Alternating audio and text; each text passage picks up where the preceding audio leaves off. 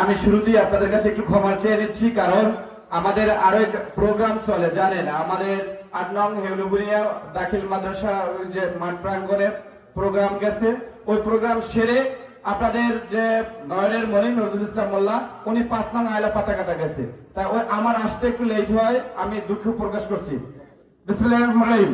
আজকে এই ঐতিহ্যবাহী গর্জন বনিয়া বাজার কর্তৃক বাবুগঞ্জ বাজার কর্তৃক আয়োজিত এই যে ধানের শীষ পথসভায় আজকে উপস্থিত আছেন এই পথসভার সম্মানিত সভাপতি, প্রধান অতিথি, বিশেষ অতিথি, ছাত্রদল, যুবদল, অঙ্গ সহযোগী সকল সংগঠনের নেতৃবৃন্দ এবং আমার সামনে উপস্থিত আছেন আমার শ্রদ্ধেয় মুরব্বিয়ান। সবাই আমার ব্যক্তিগত পক্ষ থেকে বাংলাদেশ জাতীয়তাবাদী ছাত্রদল বরগুনা সরকারি বিশ্ববিদ্যালয়ের পক্ষ থেকে আমার সালাম এবং শুভেচ্ছা গ্রহণ করুন। আসসালামু আলাইকুম।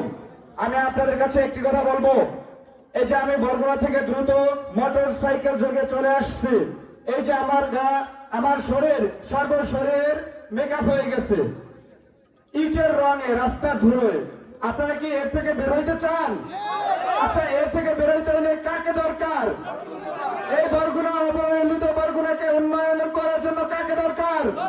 নজরুল ইসলাম মোল্লাকে অবশ্যই দরকার। এই বরগুনা জেলা একটা তলাবিহীন ঝুড়িতে পরিণত হয়েছে। আপনারা কি বলেন? এই বিগত 17 বছর 15 বছর একটি সরকার ছিল, আমাদের পার্লামেন্ট প্রতিনিধি ছিল।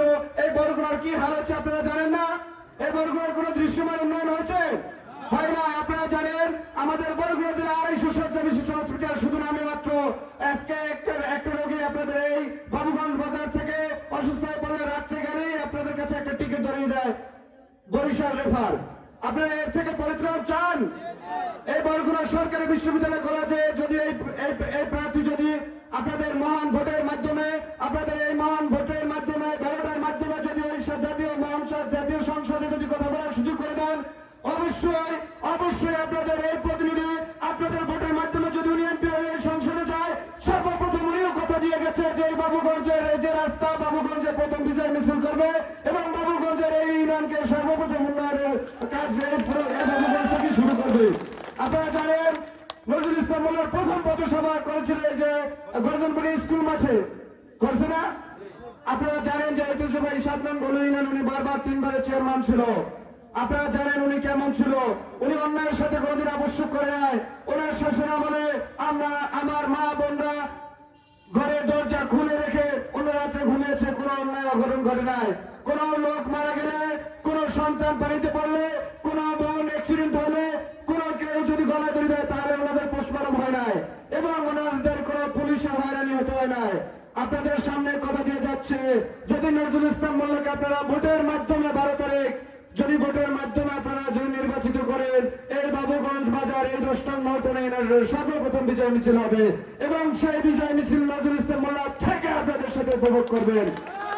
এবং আপনাদের কাছে একটি অনুরোধ থাকবে, যারা মা বোনরা পর্দার আড়ালে আছেন এবং যারা আসতে পারে না, এবং আমাদের ভাইরা মুরব্বী চাচারা যারা আসতে পারে তাদের কাছে একটি কথা বলবেন, 12 তারিখ আপনাদের সকলকে সকালে ফজর নামাজ পড়ে উঠে আপনাদের কেন্দ্রে যেতে হবে এবং মা বোনদেরকে সর্বপ্রথম ভোট কেন্দ্রে পাঠিয়ে সকলকে ভোট দিয়ে যত সংখ্যক পারেন আপনারা সকলকে ভোটের কেন্দ্রে পাঠাবেন এবং ওই 12 তারিখ ভোট দিয়ে নজরুল ইসলাম মোল্লাকে জয়যুক্ত করবেন।